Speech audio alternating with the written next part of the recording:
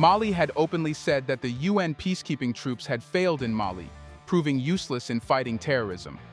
Not only that, but Mali exposed how UN troops were deliberately ensuring that terrorism lingers in the country.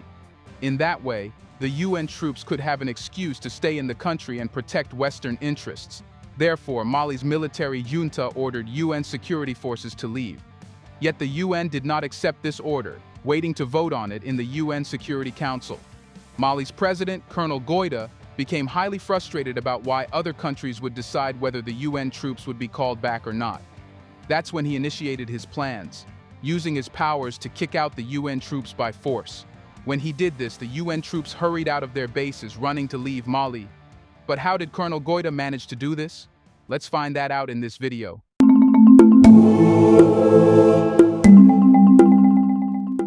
The Western world and the United Nations are always looking for conflicts they can interfere in and benefit from. They choose these conflicts depending on the profits they can bring. That's why the most obvious conflicts that should be urgently resolved are ignored. In 2012, Mali's situation offered the UN such an opportunity. An insurgency sparked in Mali's northern Azawad region, led by Tuareg and other groups rallying under the banner of the National Movement for the Liberation of Azawad. The Malian army initially succeeded, controlling insurgents, who, benefiting from a substantial influx of heavy weaponry from the 2011 Libyan civil war and other sources, triggered complaints about the army's inadequate equipment. Consequently, on March 21, 2012, elements of the army executed a military coup d'etat. Post-coup, the rebels made further advances, seizing the major northern cities of Gao, Timbuktu, and Kidal.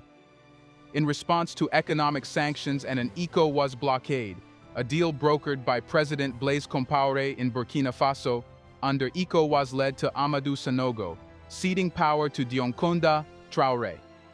Traoré assumed the presidency in an interim capacity until elections could be held. On July 1, 2013, 6,000 UN peacekeeping troops officially assumed patrolling responsibilities in Mali's north from France and ECOWAS international support mission to Mali, eventually reaching a total of 12,600 troops. This deployment marked the third largest UN peacekeeping force globally and was expected to play a role in the 2013 Malian presidential election.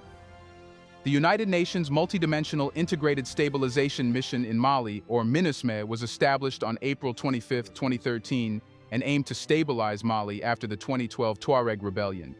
But in this mission, the UN troops failed in the worst way possible. While staying for over 10 years, they have completely failed to bring the situation under control, and terrorism still flourishes. Later, Mali's ruling junta initiated an inquiry into the UN's peacekeeping mission for espionage, following a report that disclosed the massacre of hundreds of people last year by Malian troops and their allies. The Mali Public Prosecutor's Office revealed that a unit specializing in terrorism and transnational crime had received a complaint from the state concerning members of the MINUSMA mission. The junta's complaint showed MINUSMA members as co-authors or accomplices in crimes, including espionage, harming the morale of the army or air force, use of false documents, and harming external state security. It was the first time Mali had known about UN missions' covert and illicit activities. Mali further claimed that the UN utilized satellites to gather information without government clearance, a practice deemed espionage worthy of investigation. Later, Mali's accusation turned into a strong stance when it demanded the UN Security Council to promptly withdraw the 15,000 peacekeepers, citing the failure of the 10-year-old mission to address security challenges. The military has governed the state since 2020, following the ousting of elected President Ibrahim Boubacar Keïta by army officers angered at his inability to quell the jihadist insurgency. The junta subsequently formed an alliance with the Kremlin, prompting France, the country's traditional ally, to withdraw its troops after the arrival of Russian personnel. It appeared that not only the military's top brass, but also the people of Mali wanted foreign troops to leave their country. Thousands in Bamako gathered to demand the withdrawal of the UN peacekeeping mission in Mali. The demonstrators, organized by the M5 RFP party and civil society groups supporting the transitional military government, expressed frustration, claiming that the mission had failed to bring peace. The protest occurred at the Palais des Sports arena, where protesters held signs urging MINUSMA to leave the country.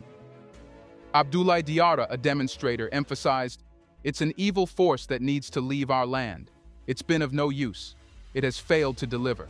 The roots of discontent date back to the establishment of MINUSMA in 2013, a response to attacks by armed groups affiliated with ISIS and Al-Qaeda.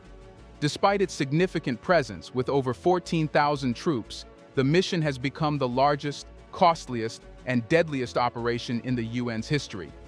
While initially welcomed, the UN mission is now criticized by Malians, who blame it for failing to protect the population and not intervening during massacres near UN compounds.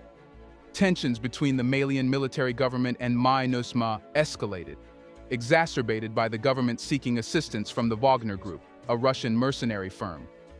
During the rally, demonstrators waved Russian flags, expressing their discontent with MINUSMA. Mohamed Kassoum Jiri, president of Sentinels Malikura, stated, "MINUSMA must leave Mali because the Malian people, the Malian government, have been waiting for results from MINUSMA for 10 years." The strained relations between Europe and Mali, following a 2020 military coup and the government's collaboration with the Wagner Group, have further complicated the situation. France withdrew its troops in 2022 after almost a decade in Mali. Prime Minister Choguel Maïga criticized the UN mission and said that the international community became involved in Mali after adopting a UN resolution in 2013. He emphasized that while Malians expected the mission to end the war, it shifted its focus to protecting peace without achieving the desired outcome. Later, there were reports that Malian authorities initiated an espionage prosecution against those involved in a UN report accusing the country's military of human rights violations alongside Russian mercenaries. Mali's public prosecutor made this announcement. This development unfolded in the context of increasing uncertainty about the future of the UN's peacekeeping mission in Mali, following a formal request by Foreign Affairs Minister Abdoulaye Diop for all peacekeepers to depart immediately. The report, released in May by the Office of the United Nations High Commissioner for Human Rights, alleged that the Malian army and Russia's paramilitary Wagner Group were responsible for the deaths of at least 500 civilians during an airborne mission in Moura, located in central Mali. Acting Public Prosecutor Laji Sara asserted that those linked to the report are all co-perpetrators or accomplices in the crimes of espionage, undermining the morale of the Army or Air Force, forgery and use of forgeries, and undermining the external security of the state, among others. El Ghassim Wan, the head of the UN mission in Mali, conveyed after the council meeting that conducting UN peacekeeping operations was deemed nearly impossible without the host country's consent. He underscored that the decision rests with the council, emphasizing that peacekeeping relies on the principle of consent from the host country. Mali's military rulers then imposed operational restrictions on peacekeepers and terminated the country's long-standing alliance with France. Foreign Minister Diop called for the swift withdrawal of MINUSMA, while expressing a willingness to cooperate with the UN on the matter. He rejected proposed changes to the mission's mandate put forth by the UN Secretary-General. In January, UN Chief Antonio Guterres presented 3 options for amending the mission, ranging from increasing personnel to a troop withdrawal. In a recent report, he recommended a middle ground solution to reconfigure the operation, focusing on a limited number of priorities. Foreign Minister Diop asserted that MINUSMA has become a part of the problem, heightening community tensions and fostering distrust among the population, particularly following a critical UN human rights report on an anti-rebel operation in Moura in March 2022. The call for withdrawal aligns with Mali's preparations for elections, including a Sunday referendum on constitutional amendments, paving the way for transitioning from military rule back to democracy. Therefore, in July 2023, the UN Security Council ended the decade-long peacekeeping mission in Mali, responding to the immediate demand from the ruling military for the withdrawal of the international force, combating an armed rebellion. Despite concerns from Western powers about potential new instability in the troubled nation, the Security Council unanimously voted to bring the operation to a close, the 15-member council adopted a resolution drafted by France directing the mission to initiate the cessation of its operations, transfer of its tasks, as well as the orderly and safe drawdown and withdrawal of its personnel, with the objective of completing this process by December 31, 2023. However, until December 31st, MINUSMA retains authorization to provide security for UN personnel, facilities, convoys, installations, and equipment, execute operations to extract UN personnel and humanitarian workers in danger, and provide medical evacuations. Yet Colonel Goita, the president of Mali, wanted UN troops to leave immediately. Therefore, in October of this year, Mali's junta asserted that the departure of UN troops would proceed as planned, and soldiers were deployed to the northern region. This was to ensure that the UN troops started packing and leaving the country without wasting time. Abdoulaye Diop underscored the significance of completing MINUSMA's work by December 31st, affirming that the government does not anticipate extending this deadline. This meant that Mali wanted UN troops to pack and start leaving, so the last troops exited the country before December 31st. Diop acknowledged the UN's request for authorization to send logistics convoys by road to remove equipment from its northern bases and conduct air operations to safeguard the drawdown. He assured that efforts were underway to find solutions to address these logistical challenges. That's when Colonel Goita decided to use his full power. In the same way he had expelled the UN's human rights head from Mali after his interference in Mali's internal affairs, he decided to do the same with the UN troops who were unwilling to leave the country. What happened next showed Colonel Goita's true power. UN soldiers immediately left a camp in the strategic town of Kidal in Mali's volatile north. Although the initial plan was for the peacekeeping force to withdraw from the West African nation, by the end of the year, UN troops commenced the evacuation of their compounds as early as July. That's because Colonel Goita kept an eye on them, limiting them from doing anything harmful before leaving. Therefore, staying in Mali seemed unproductive because UN troops were being monitored. Here's a reminder to please like and share the video and subscribe to our channel to watch more videos on Black culture, history, civilization, and identity. Let's continue now. The UN peacekeeping force reported the need to dispose of or decommission equipment, including vehicles, ammunition, and generators, that it couldn't transport in accordance with UN regulations. Nevertheless, the army insisted on regaining control of the evacuated camps. Later, more than 3,300 peacekeeping personnel who served in Mali left the country as part of a gradual UN withdrawal plan. The United Nations Multidimensional Integrated Stabilization Mission in Mali confirmed that 116 Senegalese peacekeepers were repatriated from Mopti camp on September 20th.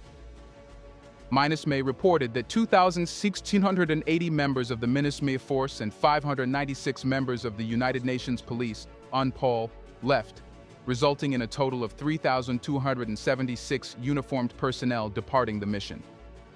MINUSMA was also made to bid farewell to 81 international staff and 10 United Nations volunteers. This brings the total number of departed civilian staff to 91, and when combined with the military departures, the grand tally stands at 3,167 MINUSMA personnel having left the mission. All this was happening because Colonel Goita was ensuring the withdrawal. In response to deteriorating security conditions and a surge in attacks by Islamic extremists, the UN peacekeepers initiated their departure from 2 bases in northern Mali on Monday, part of the forced withdrawal from the country. The UN mission aimed to complete its departure swiftly from 2 camps in the Kidal region, Tessalit and Aguelhok. Even the German troops started their withdrawal from Gao as the United Nations proceeded to dismantle its peacekeeping mission in Mali before the year's end. Personnel at Camp Castor Base, supporting the activities of the UN Multidimensional Integrated Stabilization Mission in Mali, began disassembling and transporting their equipment back to Germany. By the end of November, approximately 9 of the 12 MINUSMA bases in Mali had been dismantled, symbolically marking the end of a 10-year deployment in Mali, from which the junta expelled it. the UN mission lowered the United Nations flag at its headquarters in Bamako. This closure signifies the failure of a commitment made in 2013 amid escalating violence, jeopardizing the stability of the impoverished and fragile state. The junta's strategic reorientation, ending ties with France and turning towards Russia, rendered MINUSMA's presence untenable. In other words, the reason why the UN had no other option but to call its troops back is that Russian mercenaries were already present in Mali. They are ensuring security, and doing in months what UN troops could not in a decade. Later, the United Nations peacekeeping mission in Mali declared the successful closure of its 9th base out of the 12 as part of its mandated withdrawal from the junta-led country, contending with separatist and jihadi uprisings.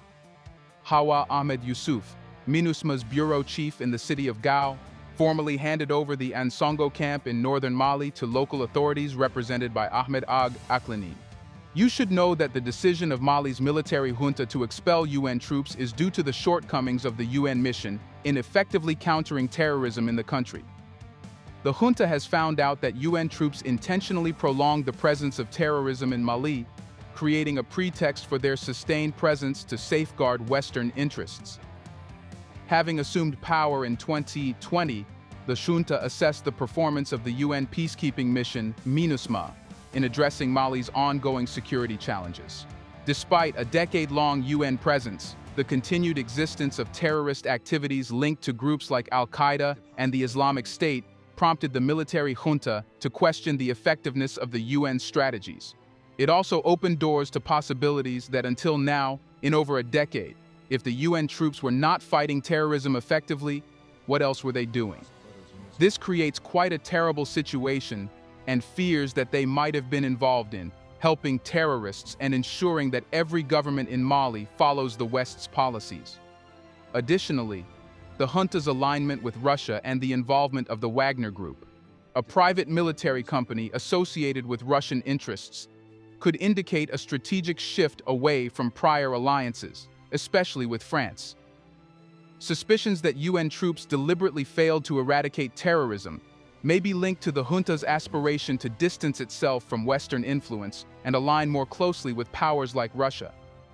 The junta's suspicion that the UN had motives to prolong the terrorism presence suggests a belief that such insecurity justifies the ongoing deployment of foreign troops.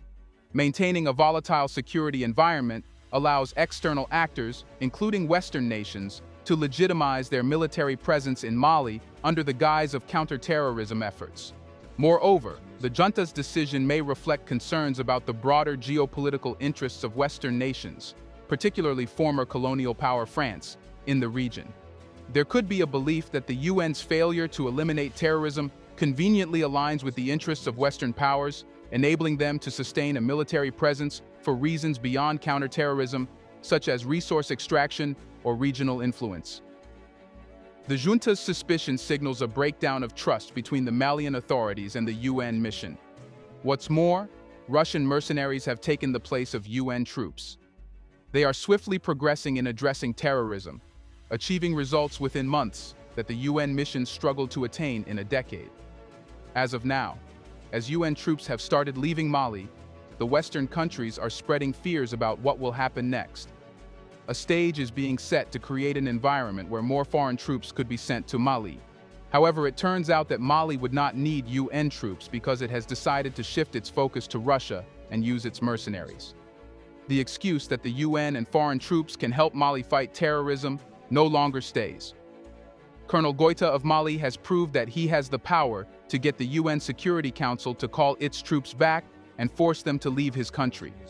He noticed that the UN mission stayed in Mali for a decade but failed.